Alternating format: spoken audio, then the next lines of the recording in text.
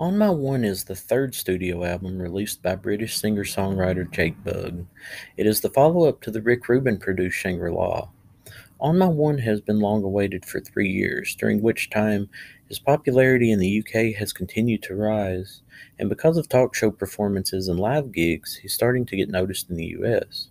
This new album marks a bit of a departure, being that he works with producer Jack Knife Lee, who has worked mostly with alternative and electronic acts, and attempts to give this album some flourishes that Bugg's music hasn't had before. Does it work? Let's find out. We start off with the title track On My One. It is the first opening track of a Jake Bugg album that doesn't start off with a fast song. The song is very confessional, and the guitar playing is very reminiscent of Nick Drake's unique guitar playing from back in the day. An awesome song. Next, we have the track Gimme the Love.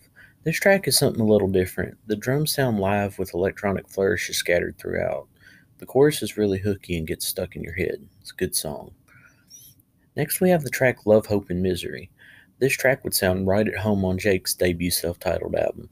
It's got a unique time to it with the drums and bass weaving around each other in a kind of offbeat. It adds to the appeal of the song, as do Jake's vocals, which are really emotional. On the chorus, a string section accents the heartache in the chorus, a powerful song and one of my favorites. Next, we have the song The Love We're Hoping For. Like the opener, this track is a confessional story song. The guitar sounds in a lower key, which makes the track sound really dark for an acoustic song, which sounds excellent within the context of the lyrics and the song itself. Really good song. Next, we have the track Put Out the Fire. This track uses instrumentation that harkens to Jake's previous releases. As fast as this track is, I'm surprised he didn't pick this to be the opening track to fit in with his theme. Putting this song down in the track listing is very surprising to say the least. It's by the book Jake Bugg, and I love it. Next, we have the track Never Wanna Dance. We start off with an electronic drum beat coming in with the string section and keyboards. This is a big departure from his normal style. It's busier than other tracks on the album, which gives a sense of surprise to hardcore fans. It's a fresh sound, complete with horns on the bridge. I think it works. Ironically, I think it's just different enough that it works. Excellent song. Next, we have the track Bitter Salt, a stomper, another busy track with some synthesizers peppered throughout. There may be a little too much going on, one of the weaker tracks, but it's short, so it kind of gets a pass. Next, we have the track Ain't No Rhyme. Jake Bugg raps. Yep, Jake Bugg raps. His flow's better than expected. The guitar plays some cool funky chords underneath, which gives it a flashier vibe than most of his other songs. The lyrics are really strong. I imagine this track will be met with a great deal of controversy by critics and fans alike. It's okay, it's harmless. Next, we have the track Livin' Up Country.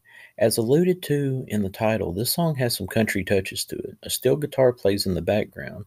It's a pretty good song with a catchy chorus. The rhythm section really holds it down. They almost take the spotlight from the guitars. A decent song. Next, we have the track All That. We begin with a beautiful acoustic riff arpeggiated. I feel he's strongest when his voice and guitar are the focus. When he goes into singer-songwriter mode, he is super amazing. Tracks like this are what he does best, and this song is no exception. Finally, we have the track Hold On You. The closer starts off with an electronic drum loop. The guitar chords are really catchy and goes with the beat. The vocals are enunciated like an old blues tune, a good closer. It kind of plays the same thing over and over without much change. The harmonica at the end is a nice touch and okay closer. This album will be super polarizing to hardcore fans and casual fans alike. I myself find this album to be the weakest of his three, but it's not too far behind Shangri-La for me. 6 of the 11 songs are amazing, 3 are okay, and 2 leave me scratching my head a little bit. A very good album to be released in this day and time, being that he's light years ahead of 90% of the so-called folk singers of today. If you're already a fan of Jake Bugg, you will find a lot to like about this album, and may even like the more experimental stuff. If you're a newbie curious to explore, I would recommend his excellent self-titled debut album. 4 out of 5 stars.